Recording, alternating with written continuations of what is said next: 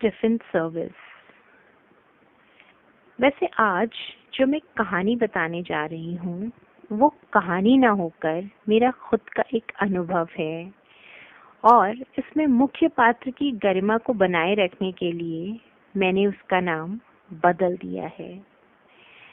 ये बात उस समय की है जब मैं मल्टीनेशनल कंपनी में हाल में ही ज्वाइन किया था और उस मल्टीनेशनल कंपनी में एक जो सबसे बड़ी सहूलियत हमें मिली हुई थी वो ये थी कि हमारा सैटरडे का लंच बाहर से आता था। एक टिफिन सर्विस से हम लोग खाने की सर्विसेज लेते थे।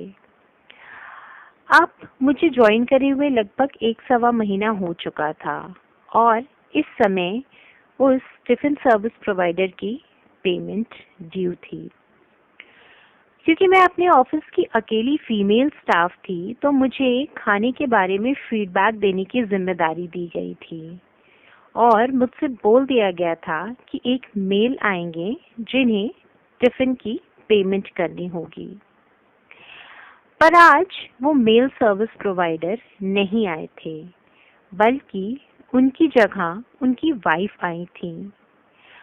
मेल सर्विस टिफिन प्रोवाइडर किसी जरूरी काम से बाहर गए थे। मैंने जैसे ही उस लेडी को देखा वो मुझे कुछ जानी पहचानी सी लगी। उसने मुझसे कहा, आप तो रागिनी हैं, बालिका विद्यालय में पढ़ी हुई हैं। मैंने कहा, जी मैं वही हूँ। आपका नाम शायद गरिमा है? उन्होंने हिचकिचाते हुए मुझसे कहा, हाँ। वो शायद मेरी और अपनी पोजीशन की वजह से हिचकिचा रही थी।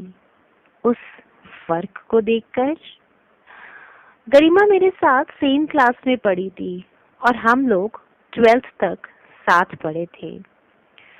जैसा कि पहले होता था, मोबाइल और इंटरनेट तो थे नहीं, तो दोस्त यारी भी स्कूल के बाद खत्म हो जाती थी। मैं उसकी हिचकिचाहट को महसूस कर रही थी। जब तक कि उसकी पेमेंट तैयार की जा रही थी, मैं उससे बात करने लगी। मैंने कहा, मुझे पता चला था गरिमा कि तुम्हारी शादी ग्रेजुएशन खत्म होने से पहले ही कर दी गई थी, पर तुम तो काफी साउंड फैमिली बैकग्राउंड से थी, फाइनेंशियली तो काफी साउंड थी तुम्हारी फैमिली, फिर ये सब कैसे? गरिमा बोल पड़ी, हाँ सही कहा तुमने, और मेरी शादी भी ठीक ठाक घर में ही हुई थी, पर प्रॉपर्टी का केस ऐसा चला जिसमें हमें फाइनेंशियली काफी नुकसान सहना पड़ा। बिजनेस में भी काफी उतार चढ़ाव आ रहे थे। कुछ बुरा वक्त ही आ गया था हम पर और उसी दौरान मेरे एक बेटा भी हुआ। दिन ब दिन वो बड़ा हो रहा था और हमारे खर्चे बढ़ रहे थे। फाइनेंसेस की हालत खराब हो रही थी। मैं ग्रेजुएट भी नहीं थी तो जॉब करने का तो सवाल ही नहीं उठता था, या ये कह लो मुझे बाहर से काम करने की इजाजत ही नहीं थी। काफी कन्विंस करने के बाद मुझे घर से काम करने की इजाजत मिल गई थी। पहले तो मैं समझ ही नहीं पाई कि आखिर मैं घर से काम करूं भी तो क्या करूं। एक समय तो मैं इतनी ज्यादा हताश हो गई थी कि मेरे कुछ समझ ही नहीं आ रहा था कि मैं क्या करूं। बस इसी सब उधेड़ बुन में मैं एक दिन मेरे हस्बैंड के साथ हम लोग सुबह मॉर्निंग वॉक पे निकल गए थे। सोचा शायद कोई रास्ता ढूंढ सकें। बस हम बातचीत कर ही रहे थे कि काफी बातचीत करते हुए हम लोग थोड़ा सा आगे निकल आए। तभी मेरी नजर हमारे आसपास बने इन ऑफिसेस पे पड़ी, तो बस मेरे मुंह से अचानक निकल पड़ा, क्यों ना हम टिफिन सर्विस शुरू करें। इतने सारे ऑफिसेस बने हैं हमारे आसपास, क्या पता यहीं से हमारा काम बन जाए। खैर मेरे हस्बैंड मेरे हाथ के खाने के शौकीन तो थे ही, उन्हें ये बात उसी समय क्लिक कर गई। बल्कि उन्होंने तो छूटते ही कहा, हाँ तुम्हारे हाथ के खाने में तो स्वाद भी बहुत है, सब उंगली चाट चाट कर खाएंगे। बस इनकी इन्हीं बातों ने मेरा कॉन्फिडेंस थोड़ा बढ़ा दिया था। बस समझ लो उस दिन मैंने अपने शौक में एक उम्मीद की किरण देख ली थी। तब से लेकर आज तक मुझे लगभग 3 साल हो गया है अपनी टिफिन सर्विस का काम करते हुए। अब तो काफी काम आने लगा है। छोटे मोटे पार्टी के ऑर्डर्स भी हम लोग के पास आ ही जाते हैं। तभी मैं बोल पड़ी, इससे अच्छा और क्या होगा कि तुमने अपनी हद में रहकर एक अच्छा खासा बिजनेस खड़ा कर दिया। कम से कम तुमने बुरे वक्त का रोना तो नहीं रोया और अपने शौक को ही अपनी कमाई का जरिया बना दिया।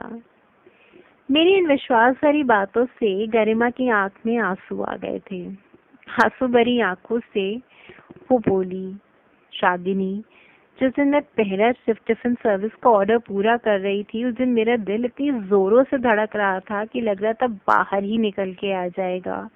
मेरा खुद पर से विश्वास उठा जा रहा था कि कहीं खाने में कोई कमी तो नहीं हो गई। कोई कमी हो गई और अगर मुझे टिफिन का पैसे नहीं मिले तो क्या होगा। बस भगवान का नाम लिया और टिफिन भेज दिया। बस समझ लो तब से लेकर आज तक ऊपर वाला ही मेरा साथ दे रहा है। इसी बीच गरिमा की पेमेंट आ गई। मैंने उसे अमाउंट पकड़ाया और उसने मुझसे पूछा, खाने में कोई कमी हो गई हो तो मुझे बता दो। मैंने हंसते हुए कहा, बस मीठा थोड़ा सा कम लगता है। तो हंसते हुए बोली, हाँ मुझे पता है कि तुम्हें मीठा काफी पसंद है। कोई नहीं, नेक्स्ट टाइम मैं तुम्हारे लंच में एक पीस एक्स्ट्रा रख दूंगी। और ये कह के गरिमा चली गई। गरिमा के जाने के बाद मैं बस सोच ही रही थी कि औरत अगर ठान ले तो उसके लिए कुछ भी असंभव हो ही नहीं सकता। वो अपनी ही हदों में रहकर अपनी दिशा और दशा दोनों बदल देती है।